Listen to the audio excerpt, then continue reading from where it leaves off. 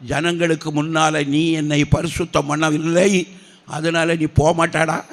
நீ எவ்வளவு சிறந்தவனாக இருந்தாலும், எவ்வளவு பெரியவனாக இருந்தாலும், 40 நாளாக 3 முறை அந்த சீனாய் மலையில் இருந்து பிரமாணங்களை பெற்றவனாக இருந்தாலும், எல்லா ராஜாக்களையும் ஜெயித்தவனாக இருந்தாலும், நீ எங்கே போக முடியாது? கானானுக்குள்ளே போக முடியாது. நேப்போ மலையில் ஏறி அங்கே நீ எட்டிப்பார். ஆண்டவரே பார்க்கணும் ஐயா, உள்ளே போன ஐயா. 12 பேரை அனுப்பினேன். அந்த 12 பேரும் கொண்டு வந்த அந்த திராட்சை பழமெல்லாம் கொலையாக இருந்து, கொலையாக முந்திரிக்காய் நிறைய வா பிள்ளைகள் பாடுவது மாதிரி அவ்வளவு பெரிய செழிப்பு அங்கு இருந்தது. கர்த்தர் சொல்லிட்டாரு, கண்ணால் பார்ப்பாய். நீ என்ன செய்ய?